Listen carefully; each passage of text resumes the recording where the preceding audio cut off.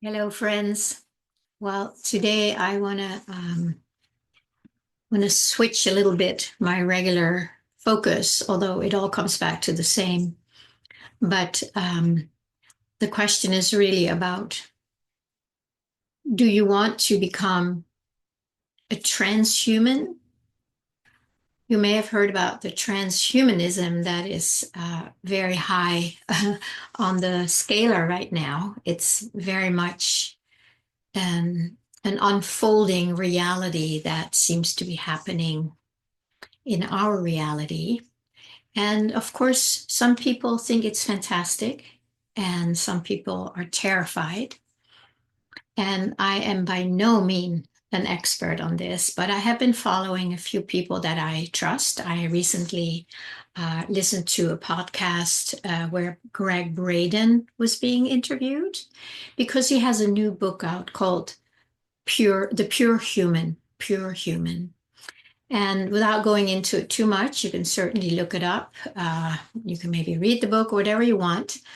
But it kind of fits very well into what I'm sharing here, although, with a very, very different focus, the way he talks about it.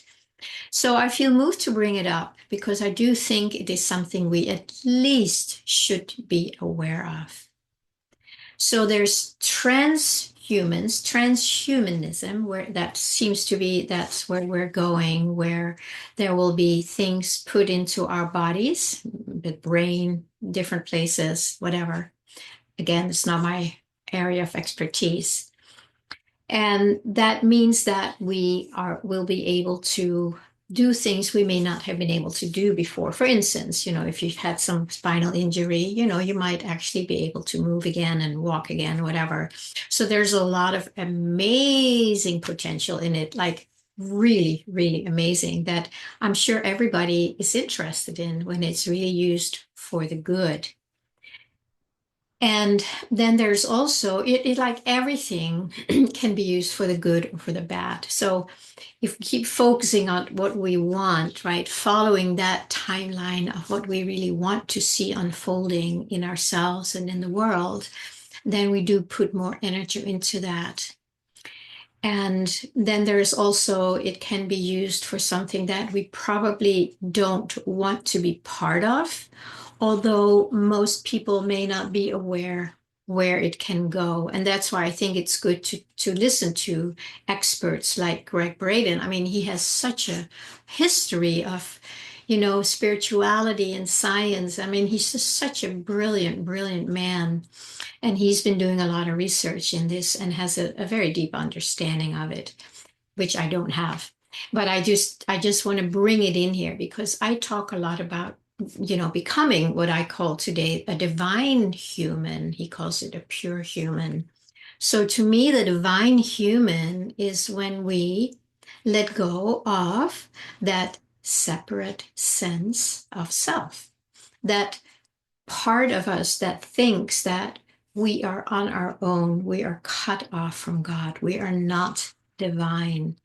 And that is still, unfortunately, the way that most people live, as if that is their truth, because they have no more connection to their true divinity. And I would think that the further removed we are from that soul connection, that divine connection, the easier it will be to get fascinated by all these new things that are coming in that can certainly turn us into transhumans, which means that we are not we are not being guided by our deeper soul connection. It looks like we are going to be able to do things, and we already are with AI. There's a lot of great things about AI. I'm not against AI when it's used for the good, but I'm a little cautious to where it can go. And I'm sure you have that same caution if you have followed some of this. But if we start depending totally on AI, we are losing our own abilities inside. And as far as I understand, and again, I'm referring to what I heard Greg Braden talk about, as far as I understand, we can't quite take it back. So that, for instance, an example would be when I grew up, I learned to do math in my head. And I still do it, when I'm at the shop and I need to pay for something, before they all put it in their little computer, I already know exactly in my head what I'm going to owe because I just goes bloop, bloop, bloop. It's a math thing that I enjoyed when I was a kid. And that's still with me, right? It's kind of some kind of an ability that I learned that is still here. And I keep using it, so it's not going to go away. I don't know how many kids can do calculation in their head these days because they just go to their computer or their cell phone, right? Calculator. So that is something that's not been activated in them and most likely won't, because the more we go away from what the brain and the mind and the body can do, it's like it goes like, oh, okay, we don't need that anymore. So it just goes into the waste bin and it's gone. And that's what can happen with AI if we just completely make ourselves into transhumans. We literally lose that connection and that wisdom and that experience, that what it is like to be a divine human. And to me, it's so important. To me, it's the most important thing this day and age, that we really connect back to our soul essence and let ourselves be guided by that. Let ourselves be informed by that. Let the wisdom that we are show us. I know I've talked a lot about Joel Goldsmith in the past, and I bring him up from time to time because he was a big, big influence on my spirituality, and I had my very big bang awakening many, many years ago because of him or his teachings. And he was an amazing healer. He wasn't doing anything like many healers do today. They're sending energy and doing things. He was just being still. And he knew that that stillness contains everything ever needed. And what we see out there is not a divine reality. It is a reality. We can't deny that what we're seeing here. It's very real, to our five senses, to our mind, in the 3D dimension. It's very, very real. I'm not denying that. But when you move to that higher dimension and start living kind of outside of it, like Joel did, then this is nothing. It just is poof. It's nothing. It's just an image, or it's a hypnotic suggestion, as he calls it. And because he knew that so deeply and knew the truth so deeply and was so connected to that truth, these things literally evaporated. If you want to, you can always go and listen to some of his talks from back the 50s, 60s. He died in 64, and you can just see if it resonates. But I'm using that example right now because the wisdom, the healing, the changes that came through him, that was just coming from his divinity. Whereas out here, it's happening through our mind, and then there's maybe things put into our mind, chips and whatever, connections to a computer, so we can do it out there. And maybe we can create similar miracles. I don't know, it's possible. But why would we leave the miracle that we already are? I'm not saying it's easy, right? Because we have been fully programmed to be identified that we are separate from the divine, and the matrix we live in, that is kind of the proof that we are separate and we have to figure it out on our own. But we are the miracle. We are the fullness of what we would ever long for. We have just not reached that potential yet because we have put our energy into a matrix, into a false matrix that keeps disconnecting us more and more to who we truly are. So in that way, if you're not aware of what is going on right now with the transhumanism, and if you just go along with that, you might regret it.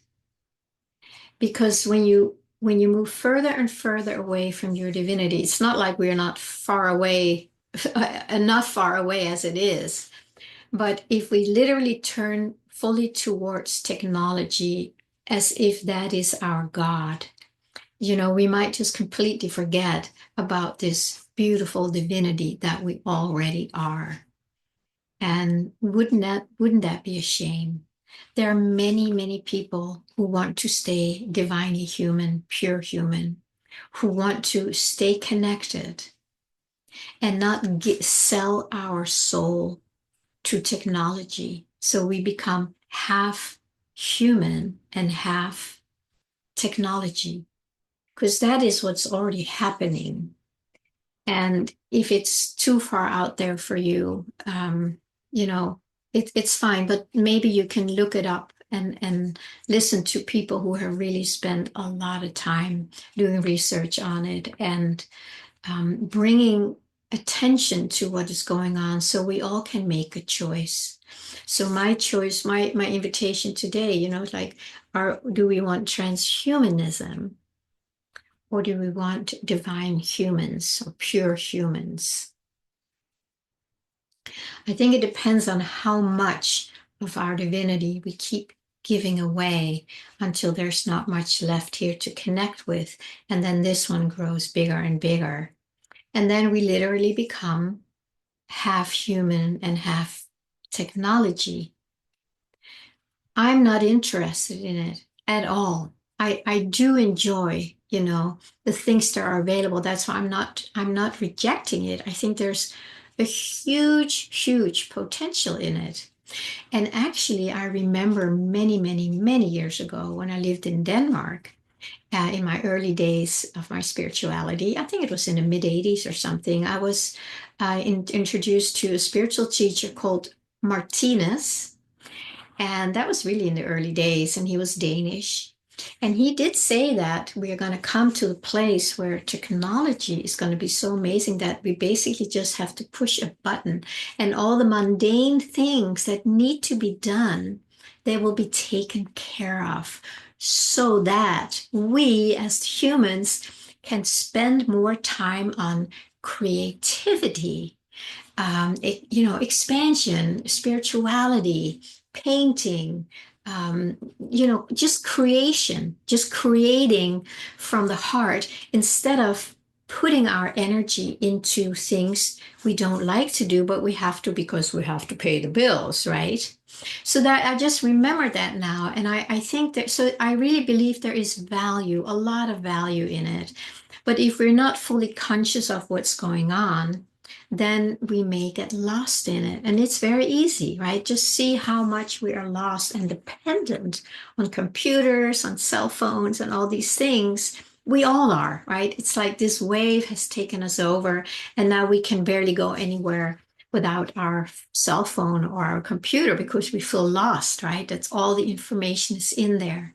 So I think that next phase might really take it to a much bigger level where it's going to be harder to connect back to our divinity. So it's just, an invitation maybe to be curious, and I felt moved to share it today, to really do whatever we can to stay connected to our true divinity. And when we do it from here and use the things that are available for us, we're not selling our soul to it, but we're using it to make it easier. So we can go and make a beautiful painting or sculpture or write a book or whatever it is, but it's connected to here. It's not just a separate, techie thing that has nothing to do with true source. But there might be a lot of people who really want that. So that's why if that's for you, then this video is obviously not something for you. And that is totally fine. It always is fine. But if something here resonates, I want to really invite you to learn maybe a little more about what's going on, so that it's not just going to, take you from the side where you don't, it's like suddenly you're just being pulled into it and you had no idea. So make sure you understand a little bit of what's going on and then use it wisely and consciously, and maybe even let yourself be guided from within to see if this is the right thing, if it resonates for you. And that's what I talk a lot about. That's kind of the body's wisdom. It's like, what does a yes feel like? What does a no feel like? That's when you're in touch with your inner divine compass, right? Your inner GPS. It tell you yes or no, or stay or go, or up or down. That's a felt sense that's in the body, and that we can trust, or we can certainly learn to trust it, because it doesn't happen overnight.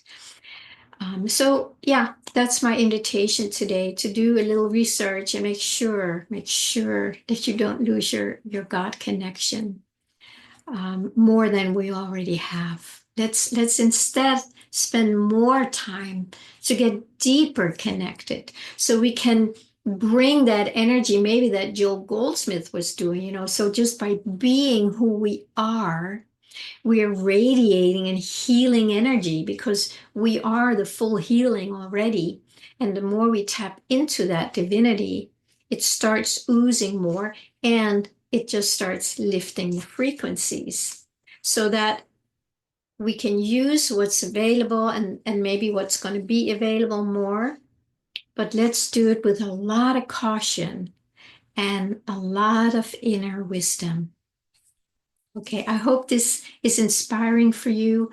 I think I'll just put the link for Greg Braden's book in the description in case you want to check it out. And if not, that's totally fine with me.